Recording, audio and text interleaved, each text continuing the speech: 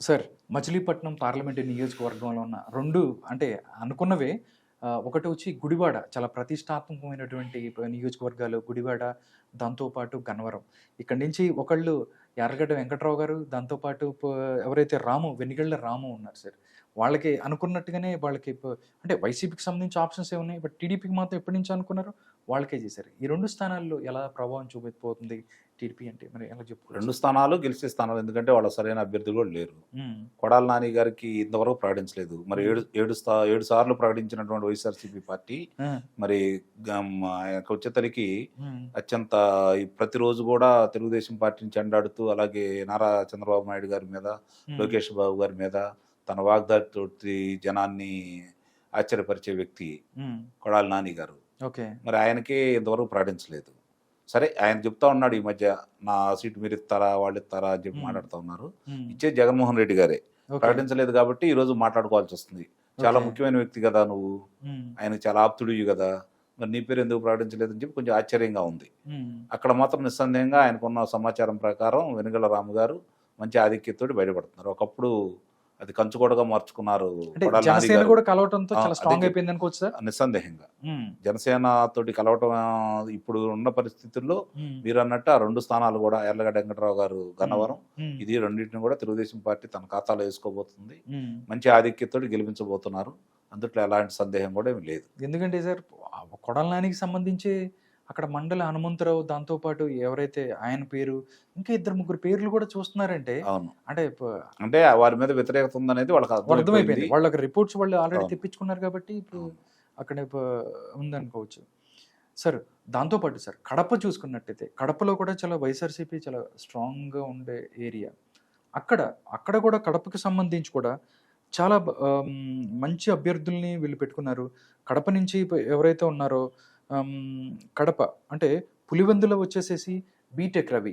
After that Mydukur Putta Sudhakar Sudhakar Yadav Yadav. గారు. ఆహ్, the ఇట్లా అన్నమాట.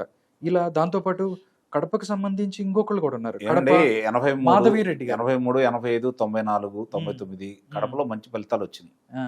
కాకపోతే ఏందంటే ప్రచారం వీళ్ళు చేసినవి కూడా చెప్పుకోలేకపోవటం. హ్మ్.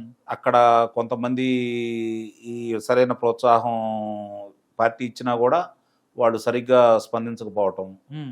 వాళ్ళు సంస్థాగతంగా బలంగా జనంలోకి వెళ్ళకపోవటం వల్ల కడప ఈరోజు రెండోది ముఖ్యమంత్రి అనే ఒకే ఒక్క కారణంతోటి ఓకే. కడప జిల్లాని వీళ్ళు చేజేతులారా తెలుగుదేశం పార్టీ వాళ్ళు బలం ఉన్న సాట్లు కూడా బలహీనపడ్డారు. పోగొట్టుకున్నారు. అందుట్లో ఎలాంటి సందేహం కూడా ఏం లేదు. ఓకే. ఇప్పుడు ముఖ్యమంత్రి అభ్యర్థిగా జగన్మోహన్ రెడ్డి గారు ఉన్నారు. ముఖ్యమంత్రి అయ్యారు. హ్మ్. ఆయన పరిపాలన వాళ్ళు చూశారు. అవును. ఇప్పుడు మొన్న జరిగినటువంటి శాసనమండలి ఎన్నికల్లో కూడా పులివెందల్లో తెలుగుదేశం పార్టీ ఆధిక్యత వచ్చింది. అవును. వాళ్ళ కోటలు బీటలు వారిపోతా ఉన్నాయి. హ్మ్. ఇప్పుడు దీంతోనే బీటెక్ రవి గారిని 2, 3 సార్లు వాళ్ళు అవును, అక్రమ ఇబ్బందికరం. కేసులు పెట్టి అవును, లోపల పంపించే ఇప్పుడు ప్రయత్నం చేశారు. జరుగుతున్నవన్నీ చూసుకుంటా ఉంటే ఎప్పుడు లేనిది కూడా హ్మ్. ప్రజలు ముందు బహిరంగంగా బయటకొచ్చారు. ఓకే. ఎప్పుడు లేదు. రాజశేఖర రెడ్డి గారు ఉన్నప్పటి నుంచి చూసుకున్నా కూడా, జగన్మోహన్ రెడ్డి గారికి 2019 వరకు కూడా ఓకే. కడపలోంచి ప్రజలు బయటకు వచ్చేసి వాళ్ళకు వ్యతిరేకంగా మాట్లాడిన సందర్భాలు లేవు. అవును. ముఖ్యంగా పులివెందల్లో. ఓకే. ఇప్పుడు ఆ పరిణామాలు కూడా మారుతా ఉన్నాయి. హ్మ్. ఇప్పుడు రేపొద్దున పులివెందలు కూడా బీటెక్ రవి గారు గెలిచినా కూడా ఆశ్చర్యపడని పని లేదు. అవును. పరిస్థితి అలానే ఉంది. అంటే అలాగే. సహజంగా నేనేమనుకుంటున్నానంటే ఆధిక్యత తగ్గిద్ది అని భావిస్తున్నాను హ్మ్. భారీగా. హ్మ్. కానీ ఇప్పుడున్న పరిమాణాలు చూసుకుంటే చాలా మంది కూడా ఏదో ఆశ్చర్యకరమైన పరిణామాలు చెబుతా ఉన్నారు. అది గెలవబోతున్నాడు బీటెక్ రవి గారు అని చెప్పని. హ్మ్. గెలిచినా కూడా ఆశ్చర్యపడని పని లేదని చెప్పి నేను భావిస్తున్నాను. ఓకే. అయితే కడపలో కోటకి బీటలు పడుతుంది అంటారా? నిస్సందేహంగా అందుట్లో ఎందుకంటే సందేహమే లేదు. మైదుకూరు చూసుకున్నా గాని పుట్టా సుధాకర్ యాదవ్ చాలా మంచి ఇప్పుడు స్ట్రాంగ్ క్యాండిడేట్. ఇక్కడ అదేనండి, మాధవిరెడ్డి కడప. గతంలో హ్మ్. లేనిది ఇప్పుడు ప్రజలు కూడా ఆలోచించుకుంటున్నారు. ఓకే. ఈ మన కడప వాసి అయ్యుండి మన కడప జిల్లాకి ఏం చేశాడు హ్మ్. చెప్పుకోవడానికే తప్ప, ప్రచారానికే తప్ప పనులు ఏం చేయలేదనే కోరికతో వాళ్ళు ఉన్నారు కాబట్టి ఓకే. చూడాలి. ఆ జిల్లా కూడా ఆధిక్యత తెలుగుదేశం పార్టీకి వచ్చిందని భావిస్తున్నారు. Okay sir. కర్నూలు గూడా సార్. కర్నూలు చూసుకుంటే టీజీ వెంకటేష్ గారి అబ్బాయి టీజీ భరత్, భరత్‌కి అవును. ఇచ్చారు. దాంతో పాటు ప్రాణ్యం చూస్తే గౌరు చరితారెడ్డి. ఉమ్. అంటే ఇవి కూడా చాలా స్ట్రాంగ్ టీడీపీకి కంటెస్టెంట్స్ నిస్సందేహంగా అనుకోవచ్చా? అండి. ఇప్పుడు ఆ సీట్ ఈ సీట్ కాదండి, అదే నేను చెప్తుంది. హ్మ్. ఇవాళ ప్రకటించినటువంటి 94 స్థానాల్లో 94కి 94 తెలుగుదేశం పార్టీ కైవసం చేసుకుంటుంది. అవును. ఎందుట్లో సందేహం కూడా లేదు. ఓకే. 5గురు వాళ్ళు హ్మ్. జనసేన. ఈ 99 స్థానాల్లో కూడా ఒక్క స్థానాలు కూడా వైఎస్ఆర్సీపీ పార్టీ గెలిచే అవకాశం అయితే లేదు. Okay sir.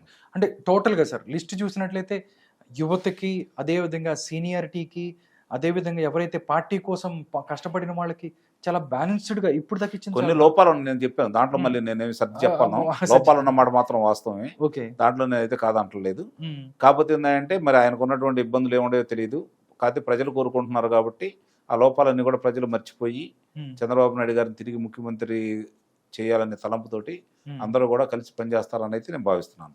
ఓకే. లోపాలు లేవో, ఇది చాలా పారదర్శకంగా ఉంది అని చెప్పి నేను చెప్పను, ఉమ్, అందులో మాత్రం సందేహమే లేదు. ఉమ్.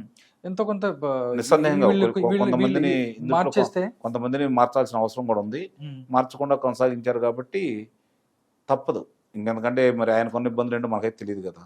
ఇప్పుడు ఓకే. మన ఇంట్లోనే మనం సరి చేసుకోలేము, ఉమ్. రాష్ట్రం మొత్తం చూసుకోవాలంటే కొంచెం ఇబ్బందికరమైన ఇబ్బందికర పరిణామాలే కదా. మళ్ళీ వీళ్ళు పోతే వాళ్ళు పోతారు, వీళ్ళు మరి ఆయన కొన్ని ఇబ్బందులు ఏంటో మనకు తెలియదు కాబట్టి ఉమ్, ఏదైనా ఇప్పుడు అంతిమంగా అధినాయకుడు మళ్ళీ ముఖ్యమంత్రి కావాలని అందరూ కోరుకుంటున్నారు కాబట్టి చంద్రబాబు నాయుడు గారు ఓకే. అందరూ కూడా తలా చేస్తారని అయితే నేను భావిస్తున్నాను. సరే, ఇప్పుడు దాకైతే రెండు కలిపి 99 స్థానాలు ఉన్నాయి.